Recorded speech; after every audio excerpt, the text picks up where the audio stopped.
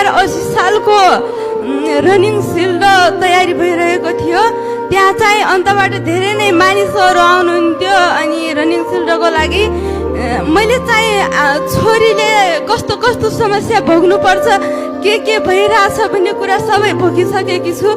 त्यसपछि चाहिँ त्यहाँ रनिङ सिल्ड हुन्थ्यो अनि म चाहिँ दौडमा सहभागी थिएँ। त्यसपछि दौड चाहिँ कि त बिहान कि त अब बेलुका नै हुन्थ्यो। त्यसपछि लास्ट अब 3 दिनको समय हुन्थ्यो रनिङ सिल्ड सुरु। त्यसपछि लास्ट टाइममा चाहिँ हामीहरूको खेल सकियो। म चाहिँ यो मेरो एउटा सानो समस्या सुनाउन गइरहेको छु। खेल सकियो अनि त्यसपछि हामीहरू अब यस्तो पुरस्कारहरू वितरण गर्दा गर्दै रात परिसक्यो। अब म त्यतिखेर 2080 सालको कुरा हो। म कक्षा 8 मा पढ्थेँ। म पढ्ने विद्यालय चाहिँ छापडाँडा हो। तिनै रात पढ्न लागिसक्यो अनि म चाहिँ घर अब त्यहाँ बस्ने पनि त्यस्तो भएन। घर फर्किँदा चाहिँ मेरो साथीहरू हुनुहुन्थ्यो। मैले उहाँहरूलाई 1-2 जना साथीहरू हुन्थ्यो अनि उहाँलाई भनेको थिएँ घर फर्किँदा चाहिँ सँगै फर्किम्ला, म एक्लै छु अनि बाटो हेर्नु होला भनिरहेको थिएँ। त्यसपछि उहाँहरू पनि गइसक्नु भयो रहेछ।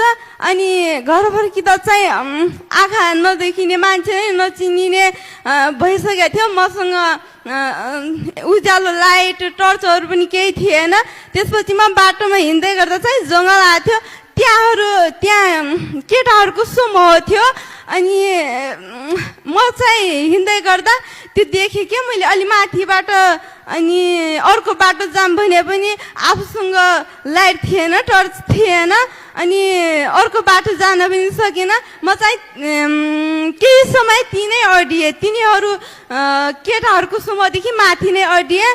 त्यसपछि कोही आउँछन् कि आफ्नो साथीहरू गाउँघरका कोही छन् कि उनीहरूसँगै जाउँला भनेर म चाहिँ माथितिर हेरिरहेँ। कोही पनि आएनन्। त्यसपछि अब घर त जानै पर्यो, रात परिसक्यो भनेर त्यहाँबाट हिँड्यौँ। पुरै डर लागिरहेको थियो मनमा।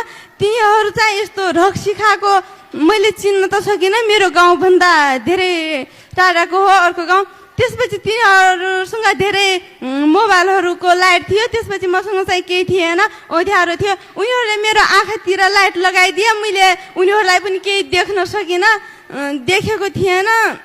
आफूले उनीहरूलाई मेरो बाटो किन छेक्नु भएको, तपाईँहरूले छोड्नुहोस् अनि भनेको। अनि उनीहरूलाई चाहिँ मलाई कस्तो नराम्रो नेगेटिभ कुरा भने के यस्तोलाई त गरे हामी यस्तोलाई त गरे हामी बलात्कार गरेर भिड थियो। म हिँड्ने जङ्गलमा चाहिँ